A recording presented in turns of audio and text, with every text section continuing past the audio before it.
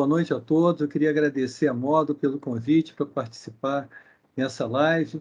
E o meu tema é sobre as atribuições do encarregado, que é um tema bastante interessante, porque o encarregado é o coração da aplicação da LGPD, né? Mas, no entanto, as atribuições dele são muito difusas até agora, né? Então, vamos ver o que ele deve fazer com o principal personagem, né? Segundo a LGPD, rapidamente lembrando, ele é uma pessoa física ou jurídica que é indicada pelo controlador, segundo o artigo 23, mas na definição de controle de encarregado, né, ali no inciso 8º do artigo 5º, diz que o encarregado ele é nomeado pelo controlador e pelo operador. Então, afinal de contas, quem nomeia o encarregado é o controlador ou o operador? Na verdade, são ambos, porém, no relacionamento com a NPD e com os titulares de dados, quem funciona é o encarregado do controlador. O operador pode ter o seu próprio DPO, que fala com o DPO do controlador, mas quem age, né, externamente é o DPO do controlador, né? Ele pode atuar para cada CNPJ do mesmo grupo de empresas, desde que ele tenha tempo, dedicação adequada para poder cumprir a sua função, né? Esse é o critério. Depois, a NPD pode dispensar de nomeação de DPO, né? Por porte, por volume, a gente já vai ver, né?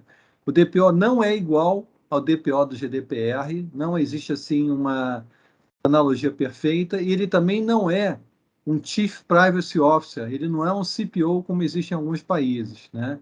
E a identidade dele e os dados de contato devem estar disponíveis publicamente, né?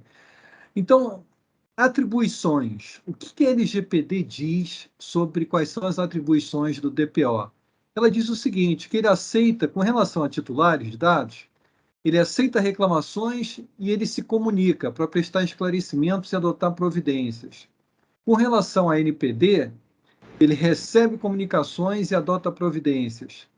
Depois, com relação à prata da casa, o pessoal interno, ele orienta os funcionários e os contratados da entidade a respeito das práticas a serem tomadas, né? Aí a gente fica também pensando o seguinte, mas essa é uma lista que é fechada, é tudo o que ele deve fazer está nessa lista? E o inciso 4º diz que não. Diz assim, executar as demais atribuições determinadas pelo controlador, então o controlador pode criar outras, né? Ou estabelecidas em normas complementares. E é fato, a agenda regulatória da NPD prevê que, a partir desse semestre em que a gente está, ela deve dar início ao processo de definição das atividades do DPO, né? Então, isso que a gente tem aqui é uma pauta mínima e ela deve ser, assim, alargada durante o ano, né? Mas a NPD soltou um guia orientativo geral para agentes de tratamento de dados e para o encarregado, que, embora não seja exatamente assim essa guardada regulamentação, ela já dá algumas pistas. Ela diz o seguinte, o encarregado é o responsável por garantir o compliance com a LGPD. Então, quando ela diz assim, ela diz, olha, é praticamente tudo, né? Todas as funções para assegurarem a conformidade.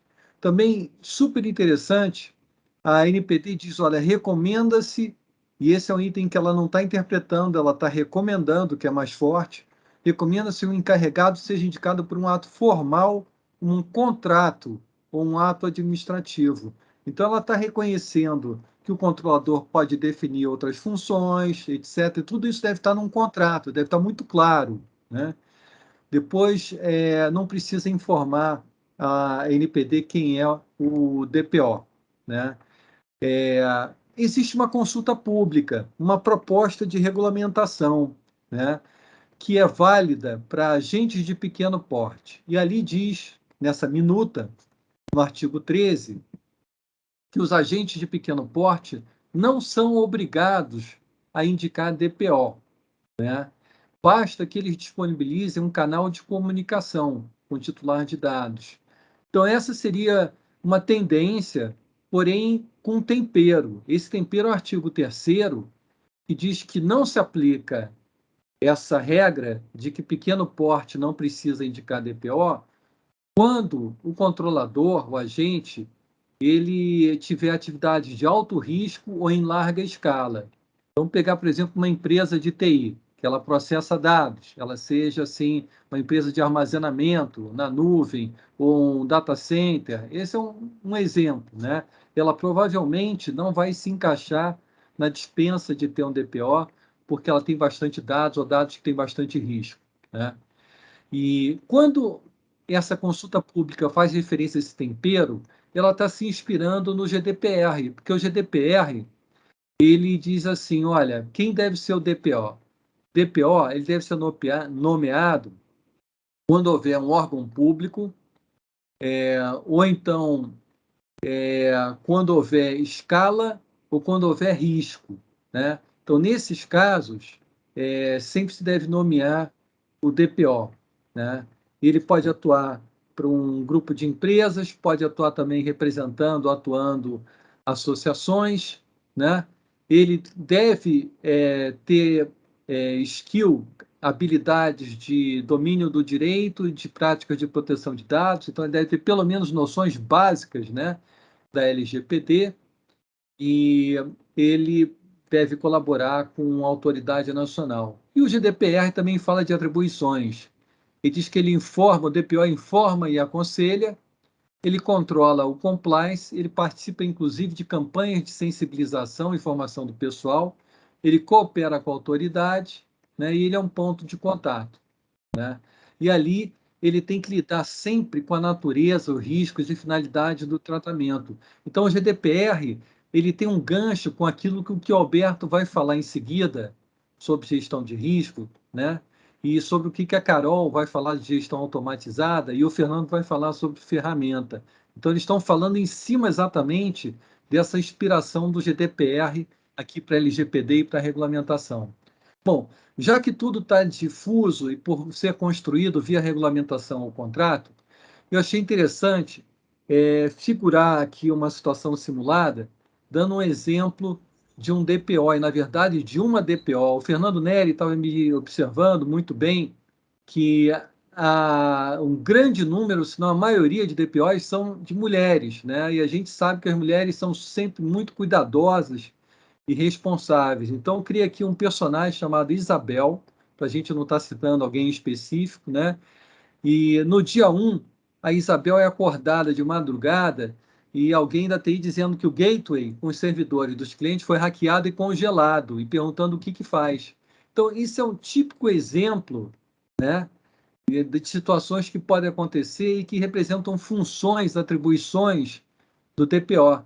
Ele avisa o CEO da empresa, porque se ele tem reporte executivo alto, se pressupõe que ele tenha, ele acorda o CEO imediatamente, ele manda um e-mail à NPD, porque ele deve colaborar com a NPD, como a gente acabou de ver, ele alerta todos os clientes imediatamente. Pode ser que não, nesse caso, né? Porque a gente não sabe ainda se foi só um congelamento ou se os dados foram copiados pelo hacker antes dele congelar, né? Então, a dose de prudência vai variar caso a caso, a atribuição do DPO varia junto, né? Se a gente estiver falando da Casa da Moeda, ou a gente estiver falando de uma aplicação muito sensível, é diferente se a gente estiver falando de uma situação de menor risco. Depois, no dia 2, né, o CEO ele determina a Isabel que providencie um boletim de ocorrência na polícia. E aí, Isabel, como DPO, ela fica em dúvida sobre as atribuições dela, o que ela deve fazer nesse caso, né? Porque a LGPD não fala em crimes. Então, como ir à polícia, por que ir à polícia, né? Então, o DPO vai estar no meio dessa discussão, se é o caso, se não é o caso, né? Mas é um tema super grave e multidisciplinar. Então, quem deve liderar? É o DPO, porque ele coordena a equipe multidisciplinar, ou isso é uma bola que está mais no campo do jurídico? Então, esse é o tipo de atribuição que ele deve definir, de preferência no contrato, né? Quando e como deveria ser o caso de notificar as autoridades regulatórias setoriais? Você, como DPO, deve investigar vulnerabilidade só dentro de casa, intramuros, ou você deve olhar a cadeia, né, do ecossistema? Deve ser discreto, para minimizar comunicações, e-mail, telefonema, ou deve usar até como memória para usar em campanhas de sensibilização? Então, são todas as questões assim que dizem respeito a atribuições do DPO, ele tem que enfrentar. De repente, chega um pedido de dinheiro, de ransomware, né? E o DPO é perguntado sobre se deve pagar ou não, e a Isabel pensa, mas o que o contrato com os clientes diz com relação a gente ter que se virar para resgatar rapidamente, né, o serviço? E se a gente aceitar essa extorsão, isso vai gerar algum problema para a empresa, né? Como saber se o hacker só congelou ou se também copiou os dados? A seguradora vai cobrir essa situação? Então, nada disso está naquele menu de atribuições da LGPD, como também não está tão detalhado assim no GDPR. Por último, como exemplo, né, o RH diz que o hacker invadiu o banco de dados interno de gestão de pessoal e que os colaboradores já souberam disso e estão perguntando quais são os dados que a empresa coleta sobre funcionários. Redes sociais também, qual é o tratamento dado a menores de idade, filhos dos funcionários? Por que na planilha do plano de ação de LGPD em RH não tinha uma coluna sobre segurança, então? Né? O banco de dados tinha só dados mascarados ou eram dados criptografados com uma criptografia forte ou fraca? Tinha esquema de redundância para contingência?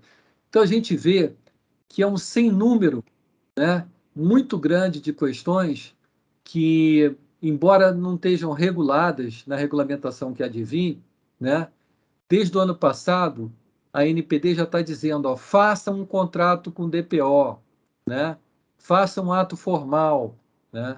Então, é muito importante que se defina um protocolo de procedimentos para não deixar a função do DPO tão esvoaçante, tão fluida assim, né?